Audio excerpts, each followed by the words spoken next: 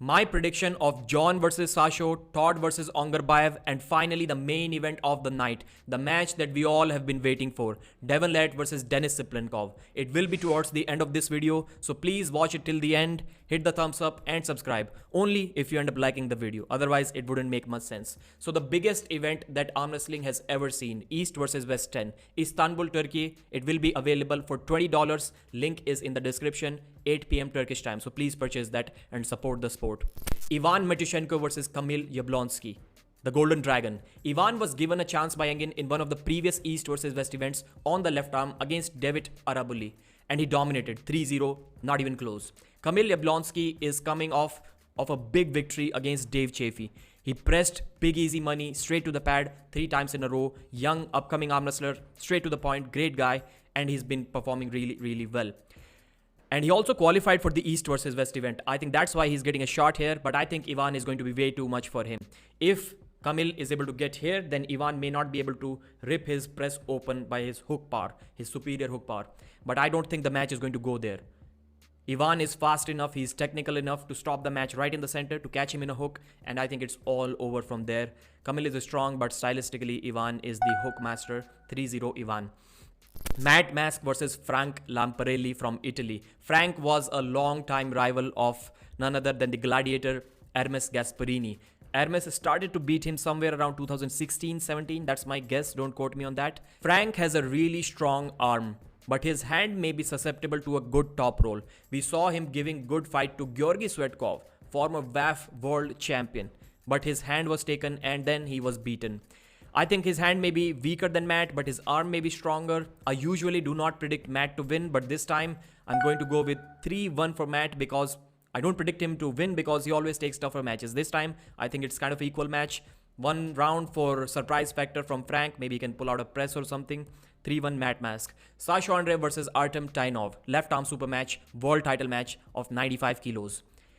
Sasho Andreev is in trouble, not because he cannot win this match, but because he has another match and he's going to be tired. So Artem Tainov has defeated Sasho in the past as well, so he knows how to beat him in the tournament format. Now we're talking about the super match format, and as informed publicly by Engin, there was a match between Artem Tainov and Todd Hutchings' previous opponent Ibrahim Sagov, who was bigger than Artem, and Artem's weaker arm is his right arm, and he still beat Ibrahim. Todd also conceded 2 rounds, not willfully, not willingly, but he lost 2 rounds against Ibrahim, and Artem defeated him with his weaker arm on the right arm. So is Sasho in trouble? Maybe. Well, maybe, because he knows that how to beat Sasho, but Sasho's endurance, his super match experience, I'm going to go with 3-2 for Sasho. Absolute war. First war of this East versus West 10 event. Fia Reisek versus Rosa Maria Acosta. Initially, it was scheduled as Fia Reisek versus Irina Gladkaya. There were some medical problems that Irina was suffering from, which are unknown to everyone, including Engin. That's why she pulled out of this match. Now it's Fia versus Rosa. Rosa is competing in the super heavyweight female division. She's over 40, so she competes in the Masters often. And I saw her defeat Anna Gronlund, who was the 2021 80 kg left and right arm WAF champion. So I was really impressed. But recently, Anna Gronlund has not been doing that well. And Fia also defeated her both left and right in the recent Riyadh World Combat Games. So I was thinking for a moment that Rosa may be way too big for Fia, but I'm still going to go with Fia 3-0 on this one. Rosa may be able to contain her hook, but her side pressure may be way too much.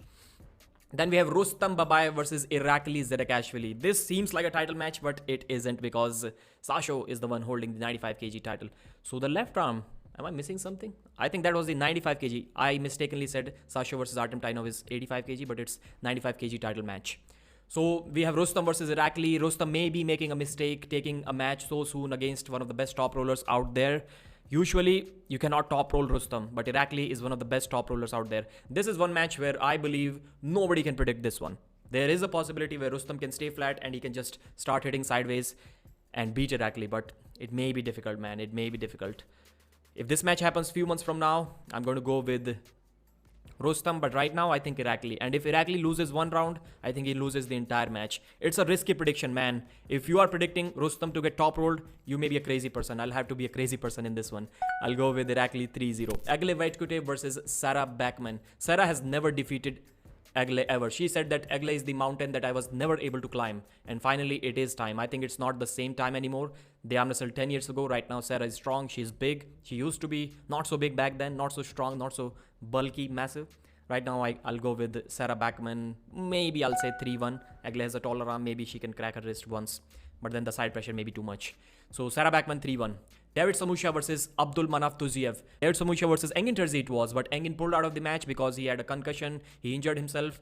He has lots of other more important jobs, I'll say, to do than trying to beat Samushia while not being 100%. This match can be a mismatch because we all know recently Engin was talking about who is there who can beat David Samushia at 85 kilos. He was doubtful as if nobody can do that. Well, there is one guy, his name is Sasho Andreev, but he competes in 95. So according to Engin, nobody can beat him at 85. Then suddenly he finds a replacement who can challenge him at 85. I don't believe that. 3-0 dominant victory for David Samushia. Zaur Paizulaev versus Georgi Tsvetkov. Big Zaur is making a mistake here. He's not 100%, very close to it. I'm assuming he's about 95%. I think he's going to agree with that as well. You cannot beat Georgi Tsvetkov, one of the best top rollers out there, while being 90%. And I think stylistically, it's a bad matchup for Zaur. He should have taken some other matches. I'm not sure which one. Maybe Artem Morozov. Maybe some other match that I cannot think of as of now. But man, Georgi is going to be way too much. It's difficult. The wrist has never been cracked back. And that's the only way for Zaur to win this match. Unfortunately, I'm a big Zaur fan, but unfortunately, I'm going to go with 3-0 Georgi Tsvetkov. Then we talk about the main title matches. John Brzenk versus Sasho Andreev. Yes, the final news is that John is cutting to 95 kilos and he will be making weight for the 95 kg title match. Can John, at almost 60 years age, become the world champion?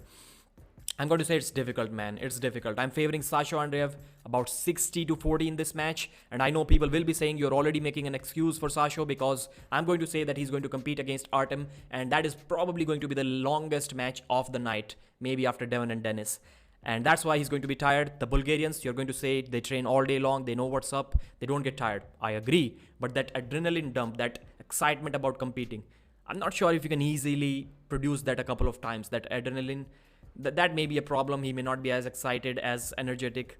I don't think Sasho has competed in 2 super matches in a day, but he competes both left and right arm all day long in tournaments and wins all of them.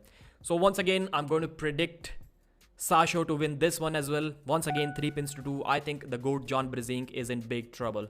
He's in big trouble. He was able to take Zurab Tavbredze's wrist. That match is going to look similar, but Sasho's wrist is not going to go back. It's really difficult. And without taking his wrist, beating him is almost impossible. Lots and lots of cupping is required. And cupping is one thing that John seems to have lost these days. Kidargali Ongarbayev versus Todd Hutchings. There are many people, common opponents who have lost to both Todd and Kidargali. They both have predicted Todd to beat Ongarbayev. Now that is a very risky move. If Todd gets in his game, if Ongarbayev is not technical enough, if he's not fast enough to get some cupping in the match, if he just stays pronated, it is going to be a bad day for him. That's a risky bet, man. That's a risky bet. It's almost impossible to predict this one, but we'll have to go with experience. And when I say experience, I'll say I tried to say technicality because both are almost equally experienced. Ongarbayev has competed more, but they've been arm wrestling for almost the same time. Ongarbayev may be a little bit less than Todd. I'll go with 3-1 Ongarbayev. I won't be shocked if Todd is able to beat him. Ongarbayev's arm ain't that strong. If he's not able to get Todd like this, it's over, man. It's over. The arm strength is not comparable. I wish Todd wins. I think I may be wrong on this one. And I may even change my prediction towards the match. Devon Larratt versus Denis Cyplenkov, the big match that we all have been talking about. 11 minutes and 11 predictions. This video, it was awesome. So Devon versus, and please like the video. I'm praising my own videos. So Devon versus Denis. I think whatever Denis can do, wherever Denis can stop Devon, Devon has the option. He has the answer for that move. So if Denis stops him with his pronation in this position, then Devon can switch to the flop press. We have seen prime Denis getting troubled by Michael Todd's flop press, which is stronger than Devon's flop press, but I think Devon is long enough so that even if Denis drags back, it can be over for him. Denis is going to be grabbing low. Devon will have good advantage over the hand. He will be able to gain height. He will be able to gain pronation. And from there, I think it is going to be really, really difficult for Denis. I'll do a separate detailed prediction of this match, but as of now, The only option for Denis will be to somehow magically have more endurance than Devon, which we have seen is almost impossible if you're talking about strictly top roll option. Devon is not going to go in a hook. I know Devon talked about let's go in a hook in round 1. That's not going to happen. Devon is going to get beat by Denis if he goes in a hook. That's not going to happen. So, man, I'm a Devon fan. I'm also a Denis fan. I kind of want Denis to win this match because I won't be as much surprised if... I don't really want to get surprised, but I want to see that Levan versus Denis match more than the Devon versus Denis rematch. For that one reason, I'm wishing Denis wins this match, but I think it's Devon's match to lose. And I'm going to go with 3-0 for Devon, no limits Larratt. Thanks for watching, like the video and subscribe, and also purchase the pay-per-view.